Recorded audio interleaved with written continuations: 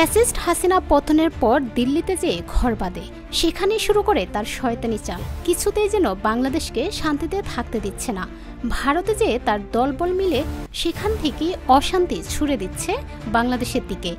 ভারতে বসে এবার ভয়ঙ্কর ষড়যন্ত্র চালাচ্ছে ত্রয়োদশ জাতীয় সংসদ নির্বাচন বানচালের। ডক্টর মোহাম্মদ ইউনূসের নেতৃত্বাধীন অন্তর্বর্তী সরকারের উপর চাপ সৃষ্টি এবং বাংলাদেশের ভাবমূর্তি ক্ষুণ্ণ করতে দিল্লিতে একটি আন্তর্জাতিক সেমিনার আয়োজন করা হয়েছে। এর শিরোনাম রাখা হয়েছে পরিবর্তিত পরিস্থিতিতে ভারত বাংলাদেশ সম্পর্ক, নতুন ভূরাজনৈতিক বাস্তবতা এবং আঞ্চলিক স্থিতিশীলতার উপর প্রভাব। অনুষ্ঠানটি আয়োজন করছে দিল্লি ভিত্তিক think tank global strategic and defence news. কূটনৈতিক সূত্রগুলো জানিয়েছে, সেমিনারে অংশ নিচ্ছেন ভারতের সামরিক, বেসামরিক কর্মকর্তা এবং থিঙ্ক ট্যাঙ্কের সদস্যরা। তবে আলোচনায় সবচেয়ে বেশি দৃষ্টি কাটছে আমন্ত্রিত 4 বাংলাদেশি রিসোর্স পার্সন: স্বৈরাচারের দোসর সাংবাদিক বাদরুল আহসান, ইউটিউবার ডক্টর আবুল আহসান মিল্টন, সাবেক রাষ্ট্রদূত মোহাম্মদ হারুন আর রশিদ এবং ব্যারিস্টার তানিয়া আমির।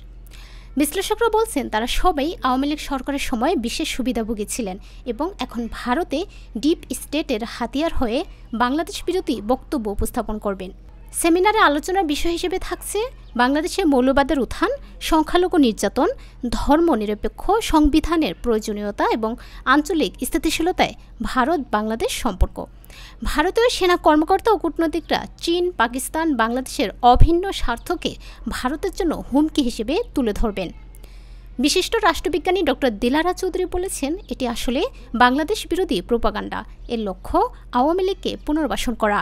আন্তর্জাতিক বিশ্লেষক অধ্যাপক এম শহীদুজ্জামানও একে সেমিনারের আড়ালে ভারতীয় অপতৎপরতা আখ্যা দেন। তিনি বলেন, মোদী সরকার ডক্টর ইউনূস সরকারকে চাপে রাখতে ব্যর্থ হয়ে এবার বাংলাদেশি দালালদের ব্যবহার করছে। বিশ্লেষকদের মতে, ভারতের এই ধরনের কর্মকাণ্ডের লক্ষ্য হল বাংলাদেশকে অস্থিতিশীল করে তুলতে চাপ সৃষ্টি করা।